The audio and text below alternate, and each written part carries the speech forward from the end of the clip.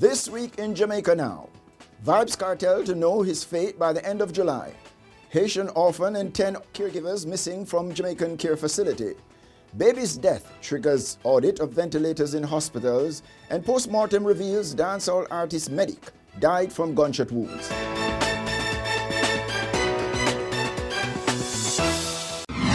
I'm Edmund Campbell, and this is Jamaica Now.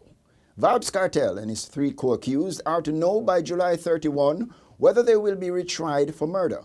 On Tuesday, the Court of Appeal reserved its judgment after hearing a week of submissions from the prosecution, which is pushing for a retrial, and the defense, which argued that the men should be freed. Lead judge Justice Marva MacDonald Bishop said the question of a retrial is never easy for a court of law, especially when it involves serious offenses and lengthy delays. Vybz Kartel, whose real name is Adidja Palmer, and his co-accused Sean Storm Campbell, Kahira Jones, and Andre St. John are charged with the 2011 murder of Clive Lizard Williams. They were convicted in 2014. The Jamaican Court of Appeal upheld the verdicts in 2020, but the Privy Council overturned them in March 2024 on grounds of juror misconduct. The Privy Council did not free the men and sent the case back to the appeal court to determine whether there should be a retrial. One of the 59 Haitian orphans and 10 Haitian caregivers have gone missing from the Jacob's Ladder home run by Mustard Seed Communities. The facility's Chief Executive Officer, Father Garvin Augustine, provided an update to the Gleaner this week. The Haitian children were sent to Jamaica in March to escape gang violence in the country and were accompanied by 16 caregivers. The missing child is a boy with severe hydrocephalus who had surgery performed at the Bustamante Hospital for Children in May. He's at the center of allegations of maltreatment and denial of health care being made against Mustard Seed by Cheryl Ritchie, an official of Haitian Children, a non-profit organization that provides care and education to abandoned, orphaned, and disabled children in Haiti. Mustard Seed Communities alleges that the boy was taken from the hospital by one of the missing caregivers. It says it has reported the matter to the police and immigration officials. Meanwhile, Father Garvin says allegations of malnutrition among the orphans were untrue, as Haitian Children informed Mustard Seed prior to their arrival in the island that 17 children were suffering from malnutrition. He says the local charity's nutritionists have been following diets recommended to improve the children's health. An audit of ventilators, which was triggered by the death of a newborn, has revealed that there are 210 registered ventilators in Jamaica's public health system, 118 of which are actively in use. Health and Wellness Minister Dr. Christopher Tufton, who gave the update at a virtual press conference on Thursday, said another 40 are out for maintenance and 52 are obsolete. So, in a sense, 118 as of the end of that audit are being actively engaged in the public health system. I reiterate what I had said earlier, that this represents the largest number of ventilators that public health has had. And we did benefit from donors. We did benefit from support of the private sector because of COVID. So COVID was an extraordinary period. And as a result, a number of ventilators were added to the process, including the PROMAC program, which was unveiled during the COVID period, which I'll get back to. So I say without fear or favor, and I ask anyone who has alternative knowledge or data, at what other point as public health has in active use as much as 118 ventilators? I know of no other period, and I've done some checks. And if you add the 40, which will come back in operation at some point, either from maintenance or from parts to be replaced, that even adds to a much larger core of ventilators in the system. Opposition spokesman on health and wellness, Dr. Alfred Dawes, has been pressuring the ministry to provide a full account of the machines and intensive care unit spaces following the death of a newborn at Maypen Hospital last week. The Gleaner reported that the child died because there was no ventilator. On Monday, Prime Minister Andrew Holness said he ordered an investigation into recent tragedies that have occurred at public hospitals. He called them disturbing. The woman who was seen in a viral video in a tussle with a policewoman on the compound of a school in St. Catherine was granted $100,000 bail when she appeared in court on Tuesday. 30-year-old Tashana Hilton is charged with disorderly conduct, assault occasioning bodily harm, and malicious destruction of property. Hilton was ordered to return to court on July 9. In applying for bail, her attorney, Denise Hinson, told the court that her client was badly beaten and was bitten by the complainant. The lawyer further argued that her client acted out of desperation and that she was a good candidate for bail. The court heard that on Monday, June 17, Hilton went to a meeting at the school and that the police were called to escort her off the compound, allegedly over her conduct. A police team, which included the female cop, arrived at the scene and sought to take her into custody. The court heard that Hilton was hit in the face and held by her hair during the attempt to remove her, and that's why she resisted being arrested by the police. Hilton was subsequently arrested and charged. The Jamaica Constabulary Force has urged members of the public not to resist when being arrested by the police. A post-mortem has revealed that dancehall artist Medikk, whose real name is Stephanie Williams, was shot to death. DNA analysis linked skeletal remains of a body that was found in a cane field in February to Williams. With the cause of death being fatal gunshot wounds, the matter was this week upgraded to a case of murder. Williams went missing on or about August 24, 2023. A missing person report was made to the Constant Spring Police by her mother. As a result of the report, the police commenced a probe, and in February, a police search resulted in the discovery of the skeletal remains in a cane field in Wallen District, St. Catherine. State Minister in the Ministry of National Security, Juliet Cuthbert-Flynn, is rejecting as outright false and misleading an allegation by People's National Party Vice President Ian Hales that the government is building 3 prisons in Westmoreland.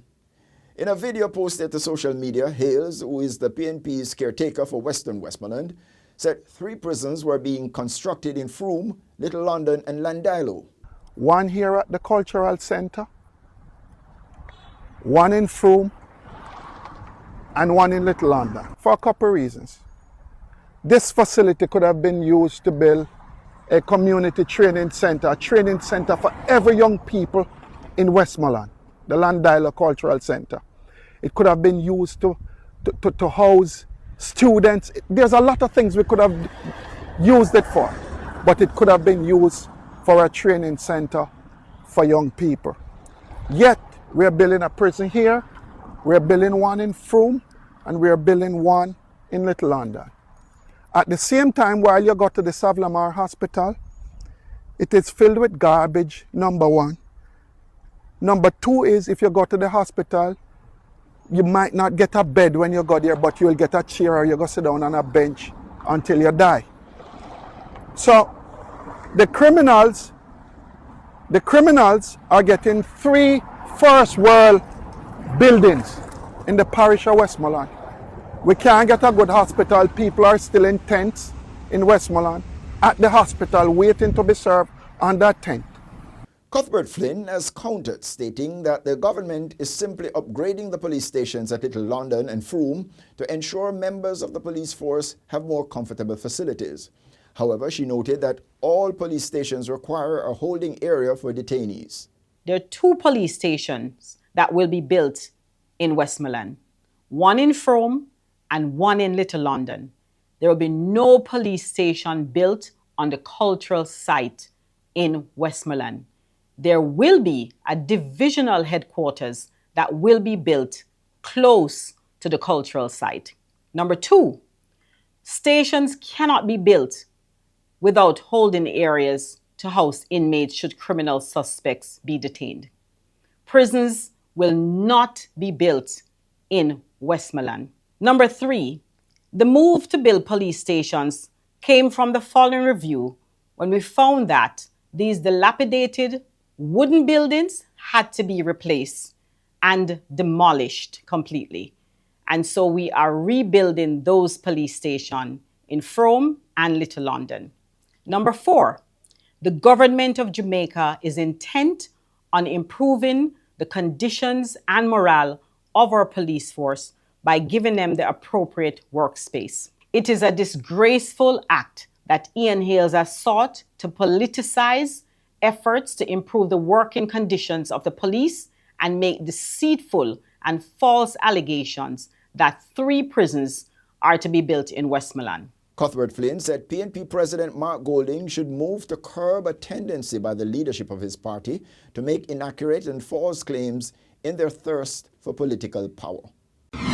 Jamaicans in the United States who want to benefit from new immigration rules aimed at protecting undocumented spouses of U.S. citizens from deportation are being urged to seek legal advice. The policy, which was announced by U.S. President Joe Biden, will, in coming months, allow U.S. citizen spouses without legal status to apply for permanent residency and eventual citizenship without having to first depart the country. About 500,000 immigrants may benefit, according to senior administration officials. Speaking at the post-cabinet media briefing at the 10th Biennial Jamaica Diaspora Conference in St. James, Jamaica's Foreign Affairs Minister Kamina Johnson-Smith said Jamaicans should explore their options. This decision that has been taken, we know it will positively impact families. We know it will positively impact Jamaican families. I don't have numbers for the persons. This is a very recent development. But we do know that people are being encouraged, and we encourage Jamaicans who may be listening overseas to get guidance from attorneys as to your eligibility before you engage the process, so that you ensure that when you do, there's a positive result. In the meantime, the government exceeded its target for registrants of the biennial Jamaica Diaspora Conference. Mrs. Johnson-Smith indicated that more than 1,100 persons registered, exceeding the 1,000 participants the government targeted. The event, which ended on Wednesday, was the 10th staging of the Diaspora Conference. The world of fashion and entertainment is mourning the death of founder and chairman of Pulse Investments Limited, businessman and lawyer Kingsley Cooper. The fashion and modeling luminary died Tuesday night in Florida, where he had been receiving medical treatment. He was 71. Pulse was founded by Cooper in 1980 and would later be listed on the Jamaica Stock Exchange as Pulse Investments Limited. Former Pulse model Kimberly Mays Issa, who was Jamaica's original top model, told the Gleaner that Cooper will be greatly missed by models and designers. Miss Universe Jamaica 2017 and former Pulse model Davina Bennett noted that her modeling journey began with Cooper. In paying tribute, Culture and Entertainment Minister Olivia Grange said Cooper was a very patriotic and committed Jamaican who never hesitated whenever he was called on to serve his country. The opposition People's National Party described Cooper as a distinguished figure whose legacy will forever be cherished in Jamaica and beyond. And that's it for this edition of Jamaica Now, your weekly reviews of the big news stories. Send us your comments and online feedback at gleanerjm.com. Follow us on X, formerly Twitter, and Instagram at Jamaica Gleaner and on Facebook at Gleaner Jamaica. Like this video on your YouTube page. Turn on your notification and subscribe today. I'm Edmund Campbell, and before we go, Deputy Police Commissioner Fitz Bailey reflects on 40 years of serving the police force ahead of his retirement in September. I'm very passionate about my policing. If you don't have the passion, because maybe my faith is too strong. Maybe my faith is too strong. And the Bible says faith without work is dead. Mm-hmm. But not only faith, but you work towards it. And I must say, I have 3 months left to go within the JCF. I don't think the problem that we face in Jamaica, the problem of crime and violence, is beyond us to solve. I believe the people in Jamaica want to see a better country, a more peaceful country.